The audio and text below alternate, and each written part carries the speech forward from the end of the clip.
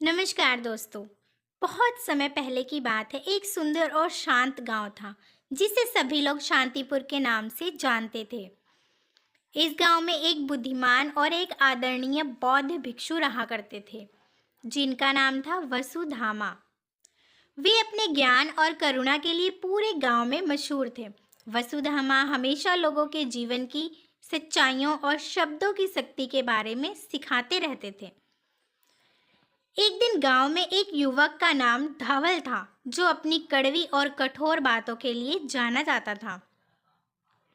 धवल को अक्सर गुस्सा आता था और वह गुस्से में आकर बिना सोचे समझे किसी को भी कुछ भी बोल देता था। उसकी बातों से कई लोग आहत हो चुके थे, लेकिन उसे इस बात का कोई एहसास नहीं था। वसुधामा को इस बात का पता चला और उन्होंने धवल को अपने आश्रम में बुलाया। धवल के आने पर वसुधामा ने उसे मुस्कुराते हुए स्वागत किया और कहा, धवल, मैं तुम्हें एक कहानी सुनाना चाहता हूँ। धवल ने सिर हिलाते हुए कहा, हाँ गुरुजी, कृपया सुनाइए। बौद्ध भिक्षु ने कहानी शुरू की। बहुत समय पहले की बात है। एक छोटे से गांव में एक किसान रहता था। वह बहुत मेहनती और ईमानदार था। एक दिन उसके साथ एक छोटी सी घटना घटी जिससे उसका पूरा जीवन बदल गया। धवल की आंखें उत्सुकता से चमक उठी और उसने ध्यान से सुनना शुरू किया। वसुधामा ने आगे कहा, एक दिन किसान अपने खेत में काम कर रहा था, तभी एक राहगीर वहां से गुजरा। वह थका हुआ था। उसने किसान के खेत में लगे आम के पेड़ से आम तोड़कर खाए और वहीं पेड़ की छांव में आराम करने लगा। किसान राहगीर को अपने खेत में देखकर अपशब्द कहने लगा। जाते जाते राहगीर ने किसान से कहा कि तुम्हारे शब्दों का असर तुम्हारे ही ऊपर होगा। किसान को यह बात बहुत बुरी लगी, लेकिन उसने इसे गंभीरता से नहीं लिया। समय बीतता गया और किसान की फसलें धीरे धीरे खराब होने लगी। किसान बहुत परेशान हो गया और उसने सोचा कि यह सब राहगीर के श्राप की वजह से ही हो रहा है। वह राहगीर को ढूंढने निकल पड़ा। कई दिनों की यात्रा के बाद किसान ने उस राहगीर को ढूंढ निकाला और उससे माफ़ी मांगने लगा। राहगीर ने मुस्कुराते हुए कहा, मेरा श्राप नहीं बल्कि तुम्हारे ही शब्दों का असर है। तुम्हारे शब्दों में जो नकारात्मकता और क्रोध था, उसने तुम्हारे चारों ओर एक नकारात्मक ऊर्जा का निर्माण किया है जो तुम्हारे जीवन पर विपरीत प्रभाव डाल रही है। किसान को तब समझ में आया कि उसके शब्दों का कितना बड़ा प्रभाव हो सकता है। उसने राहगीर से माफ़ी मांगी और अपने शब्दों को सोच समझकर बोलने का वचन दिया।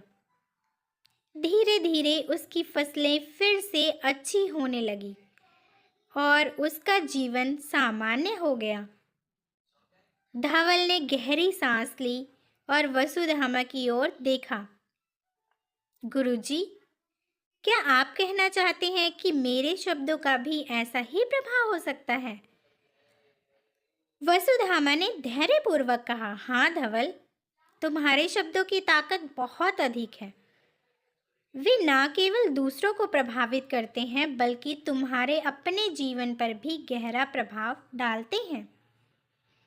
यदि तुम अपने शब्दों का सही उपयोग करो तो वे प्रेम, शांति और सकारात्मकता फैला सकते हैं, लेकिन यदि तुम उन्हें नकारात्मकता और क्रोध के साथ इस्तेमाल करोगे तो वे तुम्हारे और दूसरे के जीवन में कष्ट, दुख, तकलीफ ला सकते हैं। धवल ने सोचा और फिर धीरे धीरे कहा, गुरुजी, मुझे समझ में आ गया है। मैं अपने शब्दों का सही उपयोग करने का प्रयास करूंगा। वसुधामा ने संतोषपूर्वक मुस्कुराते हुए कहा, ये तुम्हारे जीवन के लिए एक महत्वपूर्ण कदम है। धवल, याद रखो, शब्दों की ताकत अद्भुत होती है। वे लोगों के दिलों को जीत सकते हैं या तोड़ सकते हैं। उन्हें सोच समझकर और करुणा के साथ इस्तेमाल करना सीखो। धवल ने वसुधामा के पांव छूकर आशीर्वाद लिया और संकल्प लिया कि वह अपने शब्दों का सदैव ध्यान रखेगा। उसने अपने गुस्से पर नियंत्रण पाने और सोच समझकर बोलने का अभ्यास शुरू किया। धीरे धीरे उसकी जिंदगी में बदलाव आने लगा। उसके संबंध सुधरने लगे और लोग उसे सम्मान और प्रेम देने लगे। वसुधामा ने धवल को देखकर गर्व महसूस किया और सोचा कि अगर हर व्यक्ति अपने शब्दों की ताकत को समझे और उनका सही उपयोग करे तो ये दुनिया कितनी सुंदर और शांतिपूर्ण हो सकती है। शब्दों की ताकत को पहचानकर धवल ने अपने जीवन को सकारात्मक दिशा में बदल लिया और एक नई शुरुआत की। ये कहानी हमें सिखाती है कि शब्दों की ताकत अद्भुत होती है। वे केवल ध्वनि नहीं होते, बल्कि उनके पीछे भावनाएं, विचार और ऊर्जा होती है। सही शब्द सही समय पर बोले जाएं तो वे जादू कर जाते हैं, और वही गलत शब्द न केवल दूसरों को बल्कि खुद को भी नुकसान पहुंचा सकते हैं। इसीलिए हमें हमेशा अपने शब्दों का सोच समझकर करुणा के साथ इस्तेमाल करना चाहिए। इस तरह वसुधामा और धवल की कहानी ने शांतिपुर के लोगों को शब्दों की ताकत की महत्वपूर्ण शिक्षा दी। सभी ने मिलकर यह संकल्प लिया कि वे अपने शब्दों का सही उपयोग करेंगे और अपने गांव को एक बेहतर और शांतिपूर्ण स्थान बनाएंगे। और इस प्रकार शब्दों की शक्ति को पहचानकर पूरे गांव में सुख, शांति और प्रेम की लहर दौड़ पड़ी। तो दोस्तों, आपको ये कहानी कैसी लगी कमेंट कर कर अवश्य बताएं, और अगर कहानी अच्छी लगी हो तो हमारे चैनल को लाइक, शेयर एंड सब्सक्राइब कर दें।